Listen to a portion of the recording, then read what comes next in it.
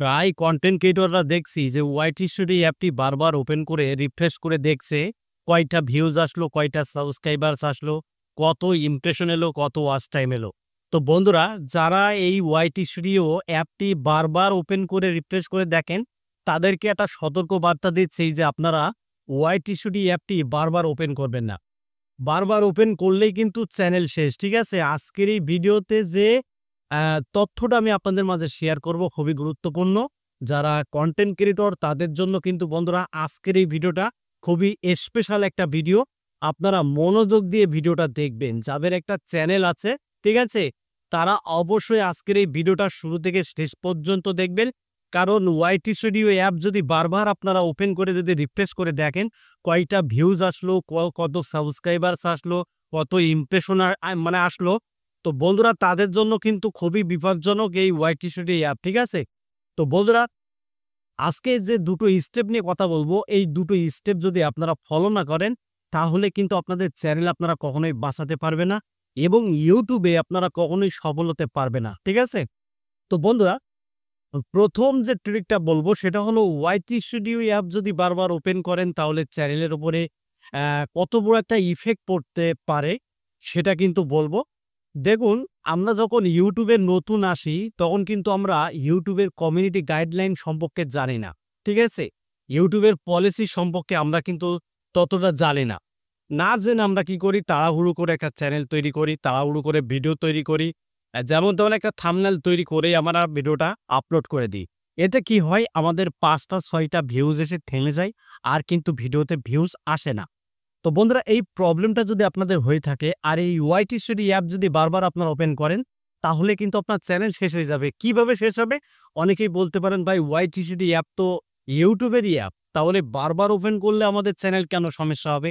হ্যাঁ ভাই, সমস্যা আপনার চ্যানেলে হবে না, সমস্যা হবে আপনার। কারণ যখন আপনি বারবার ওয়াইটি স্টুডিও অ্যাপটি ওপেন করে দেখবেন ভিডিও আপলোডের পরে কয়টা ভিউজ আসলো, কয়টা সাবস্ক্রাইবার্স আসলো। এবার যখন আপনি বারবার ওপেন করে দেখবেন যে ভিউজ আসছে না, ইমপ্রেশন আসছে না, সাবস্ক্রাইবার বাড়ছে না, তখন কিন্তু আপনি ডিপ্রেশনে পড়ে যাবেন। ঠিক আছে?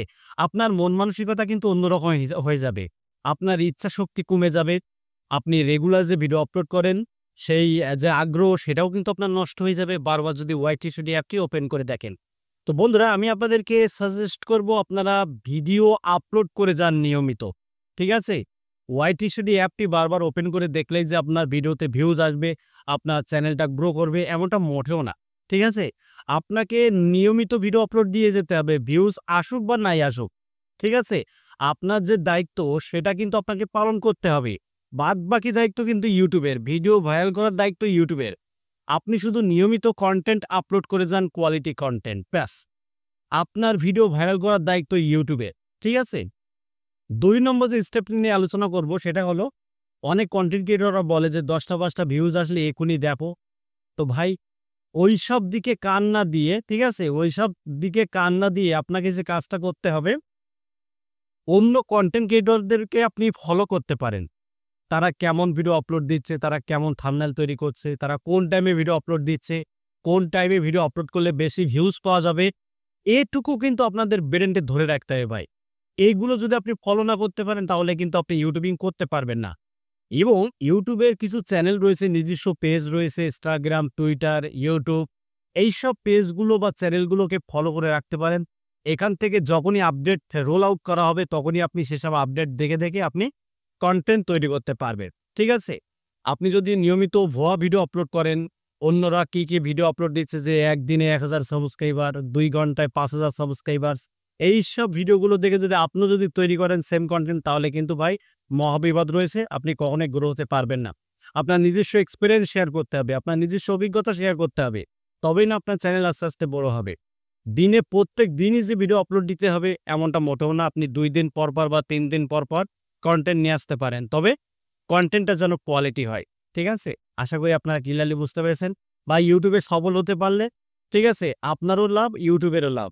আর ইউটিউবে সফল হওয়ার জন্য মূল মেইন যে ফ্যাক্টর সেটা হলো আপনার নিজস্ব এক্সপেরিয়েন্স। আশা করি আপনারা ক্লিয়ারলি বুঝতে পেরেছেন। বন্ধুরা, ভিডিওটা এখানে শেষ করছি। যদি ভিডিওটি ভালো লাগে ভিডিওতে একটা লাইক করে দেবেন। আর চ্যানেলে নতুন হলে চ্যানেলটিকে সাবস্ক্রাইব করে বেল আইকনটি অন করে রাখবেন পরবর্তী ভিডিও আপডেট পাওয়ার জন্য। তো আজকের মতো এখানে বিদায় নিচ্ছি, সবাই ভালো থাকুন, ধন্যবাদ।